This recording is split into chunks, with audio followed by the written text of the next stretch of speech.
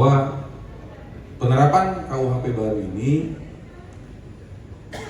adalah didasarkan pada sesungguhnya secara penuh nilai-nilai Pancasila. Ya, jadi nilai-nilai Pancasila yang merupakan sumber dari segala sumber hukum di Indonesia.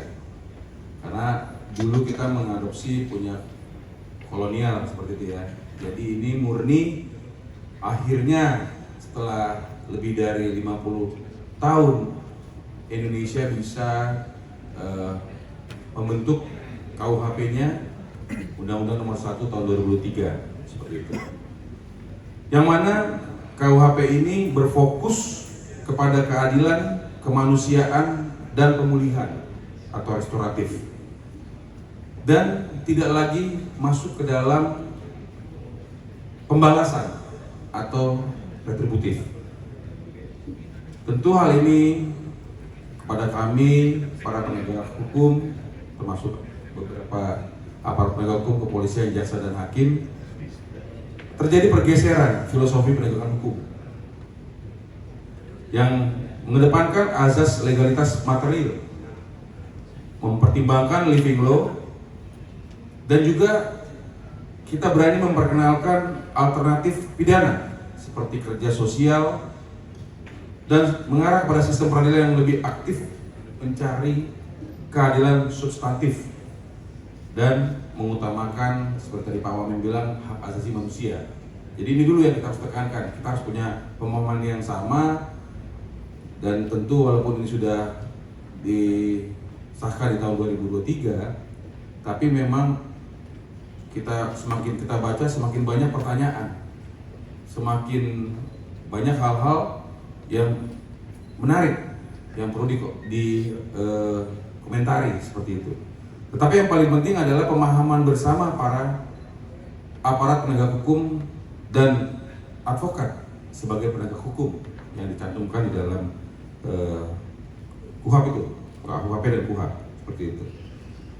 Jadi menjadikan hukum pidana yang berkarakter Indonesia ini yang paling penting. Jadi hukum pidananya berkarakter Indonesia, kemudian penegakan hukum oleh aparat penegak hukum dan advokat sebagai penegak hukum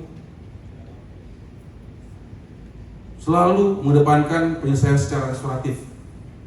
Itu yang saya pahami, karena paparan kami ini kami ambil dari sisi point of view advokat. Karena kebetulan kami sebagai pemateri yang diberikan kesempatan dari Pradi untuk mengambil angle dari advokat. Ya. Kemudian kebetulan ada Pak Hakim nitip juga bahwa hakim dituntut lebih aktif menggali nilai keadilan substantif dan hukum yang hidup di masyarakat. Ya. Dan marilah kita buat pidana itu menjadi upaya terakhir atau ultimum remedium dengan pengenalan pidana alternatif seperti pidana kerja sosial dan pidana pengawasan. Tadi seperti yang disampaikan oleh Pak Wamenko sampaikan mengenai pidana sosial. Dan tentu ada satu lagi aparat penegak hukum, yaitu lembaga pemasyarakatan difokuskan pada pusat pembinaan dan bukan hanya tempat penahanan. Nah, oleh karena itu kami masuk ke dalam paparan kami. Jadi karena di sini kami mewakili advokat, izin Bapak-Bapak sekalian, jadi saya mengambil suatu peluang. Jadi saya menggambarkannya peluang baru pembelaan dalam KUHP baru. Karena memang waktunya singkat, jadi saya percepat aja. Jadi paparan saya bikin dalam 3 konsep. Pertama adalah peluang dalam pembelaan KUHP baru. Kemudian kedua, pemberlakuan living law yang memerlukan adanya peraturan pemerintah dan peraturan daerah. Dan kemudian ketiga, hal-hal lain termasuk mengenai restoratif justice. Jadi saya bagi langsung terhadap 3 itu aja, karena mungkin pemateri lain akan memiliki angle yang lain seperti itu. Jadi peluang-peluang yang kami sampaikan ini sekaligus knowledge buat teman-teman advokat juga dan kita semua masyarakat, bahwa pelaku pembantu yang dulunya di pasal 5556 KUHP lama Jadi pelaku pembantu tindak pidana atas tindak pidana dengan ancaman denda maksimum kategori 2. Jadi dulu dihukum, sekarang dikasih pidananya adalah denda. Di mana denda itu ada kategori 1, 2, 3, 4 dan sebagainya. Karena terbatas waktu mungkin saya kasih summary-nya seperti itu. Kemudian disabilitas mental ya, dan atau disabilitas intelektual juga tidak dikenakan sanksi pidana, tetapi dikasih tindakan. Apakah dia tindakan di rumah sakit, atau kalau memang dia disabilitas intelektual dikembalikan ke keluarganya supaya dibina, supaya bisa menjadi mandiri, seperti itu. Kemudian bicara masalah disabilitas mental akut, nah ini juga dulu dikenai pidana, sekarang dikenai tindakan. Yang sebut tindakan itu adalah hukuman non pidana, seperti itu. Next.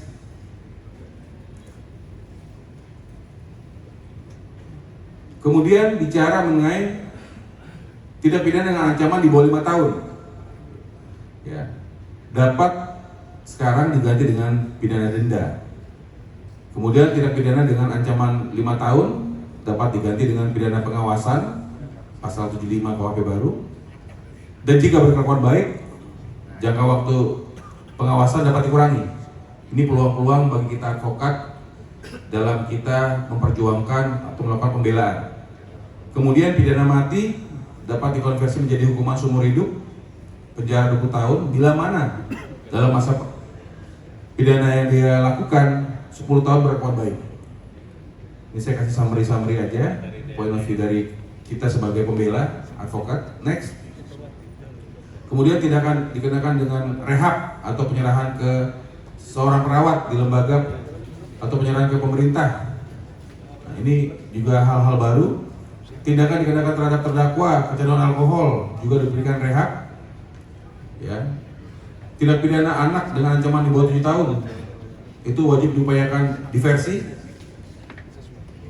Di anak di bawah 14 tahun dikenai tindakan atau dikembalikan kepada orang tuanya untuk dididik supaya menjadi lebih mandiri, pasal 113 ayat 3.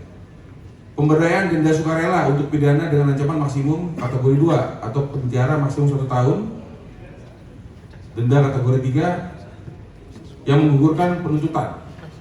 Ini hal-hal yang perlu kita ketahui bersama, Ibu Bapak sekalian, karena ini memberikan kita peluang untuk pembelaan yang diatur dalam KUHP baru. Next. Nah, kalau tadi adalah peluang-peluang yang bisa kita berikan kepada para pencari keadilan, kami juga memberikan komentar terhadap beberapa isu yang memerlukan adanya perluasan pengaturan seperti di dalam PP dan peraturan daerah, seperti pasal 2 dan pasal 597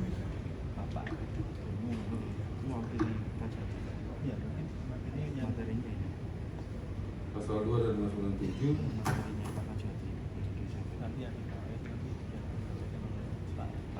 yaitu mengenai living law, ya, bahwa ketika ada pengaturan lagi mengenai hukum adat, maka tentu seperti di Aceh sebenarnya sudah diatur gitu ya, ada undang-undang pemberlakuan otonomi khusus di Aceh. Nah, di tempat-tempat lain seperti di Gresik ini mungkin perlu dibentuk juga, perlu advokat juga terlibat membantu pemerintah daerah dalam membentuk perdanya, di mana sesungguhnya setelah ada KUHP baru, kemudian kemarin tanggal 18 November disahkan juga KUHP, tapi masih perlu dilakukan pengaturan PP dan Perda terkait hal-hal yang masih perlu diatur lebih lanjut. Next.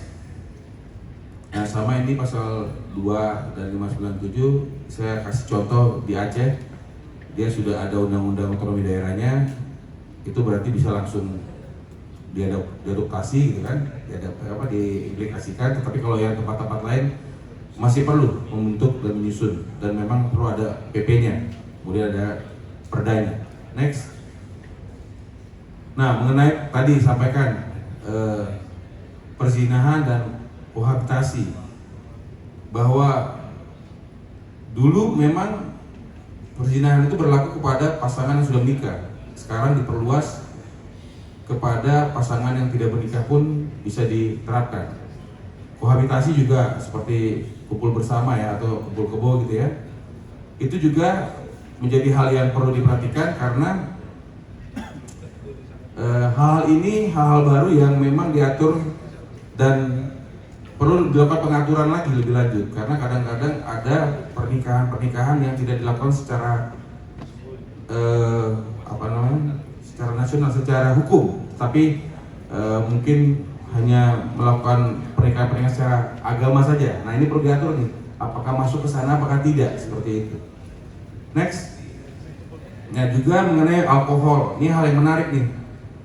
Sebagai pelaku usaha tentu perlu dilakukan juga pengaturan-pengaturan di PP dan di Perda, karena sebelumnya tidak ada pengaturan mengenai alkohol. Dengan adanya pengaturan tentang alkohol secara eksplisit, artinya dibolehkan tempat-tempat hiburan dan sebagainya selama tidak memabukkan seperti itu. Jadi mungkin hanya untuk terbatas seperti itu ya.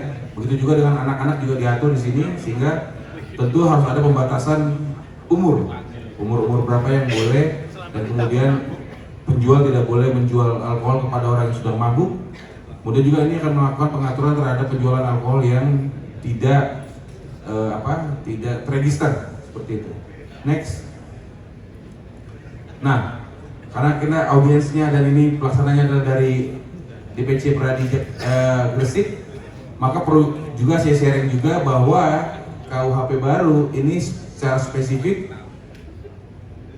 memberikan juga pidana pasal 509 huruf A KUHP kepada advokat. Jadi ibu bapak sekalian, advokat mohon diperhatikan, jangan sampai kita masuk seperti ini ya. Jadi di sini secara spesifik kita memberikan alamat tergugat atau debitur yang tidak benar. Nah, itu hati-hati. Walaupun kadang-kadang sebenarnya bukan kita yang menyampaikan, tetapi itu adalah informasi dari klien yang kita sampaikan sesuai dengan apa yang disampaikan klien. Tetapi hati-hati, jangan sampai tiba-tiba kliennya minta, ya wes pokoknya bantu aku gini, ternyata akhirnya menjerat kita. Jadi para advokat mohon hati-hati, karena memang ada pasal yang spesifik mengatur mengenai ini. Next. Nah, berkenaan dengan obstruction of justice juga diatur secara rinci, karena ini sering banget kita advokat dan korporasi masuk kepada obstruction of justice, maka KUHP nasional sudah membuat secara spesifik sehingga nanti para penegak hukum bisa melihat dan melihat hukumnya secara substantif seperti itu. Next. Nah, sama ini juga bicara mengenai beberapa pasal yang mengatur mengenai obstruction of justice. Next. Nah, saya juga mengangkat di sini karena kebetulan kita di sini juga ada akademisi, ada penegak hukum lainnya seperti dia, ada hakim, ada jaksa. Saya juga ingin menekankan kepada hak imunitas advokat, ya, yang diatur oleh KUHP baru, yang mana secara spesifik itu mengatur. Jadi ibu bapak sekalian, ya tentu sesuai dengan undang-undang advokat juga, kita juga diberikan hak imunitas selama kita menjalankan tugas secara profesional dan bertingkat baik. Next. Ya. Nah, terakhir saya ingin mengemphasize juga kepada hakim pemutus bahwa memiliki kewenangan yang besar mengenai restoratif justice sebagai judicial pardon. Itu ada di pasal 54 dan pasal 70 KUHPN nasional, bahwa judicial pardon termasuk di dalam ranah restoratif justice, namun memiliki pengaturan yang berbeda. Jadi ada di kepolisian ada, di kejaksaan ada, di kehakiman juga ada, seperti itu. Dan ini memberikan pemahaman yang lebih dalam rangka restoratif justice ini, sehingga hakim di dalam memberikan putusan bisa lebih bebas, mandiri seperti itu. Karena kadang saya ada satu contoh, terjadi suatu kecelakaan lalu lintas yang tidak disengaja, satu sama lain nggak kenal. Misalnya pengendara motor dan mobil, pengendara motornya jatuh, nggak pakai helm, meninggal. Nah ini beberapa kesempatan saya lihat hakim takut untuk menerapkan konseling. Padahal sebenarnya tidak ada niatan, ada kesalahan juga kepada pengendara motor mungkin juga lalai karena tidak mengikuti aturan-aturan lalu lintas, tapi karena ada kematian, jadi terkesan dipaksakan harus ada hukuman walaupun nggak gede, 6 bulan atau setahun seperti itu. Nah dengan adanya judicial pardon antara lain seperti itu, maka hakim diberikan kewenangan untuk menilai apa niatan orang ini, apakah ada mens reanya, bagaimana kejadian dan sebagainya, sehingga saya melihat dari sisi advokat ini sesuatu hal yang perlu kita pahami bersama supaya kita bisa menerapkan KUHP baru ini dengan lebih baik, karena ini benar-benar semangatnya adalah semangat restoratif dan tentu semua para penegak hukum harus memiliki cara pandang yang sama. Ya, cara pandang tadi saya sampaikan di awal sesuai dengan Pancasila dan kemandirian kita, sehingga tentunya keadilan sosial bagi seluruh rakyat Indonesia itu dapat dilaksanakan dengan baik sesuai dengan amanat daripada Pancasila. Dari saya rasa sementara demikian. Terima kasih.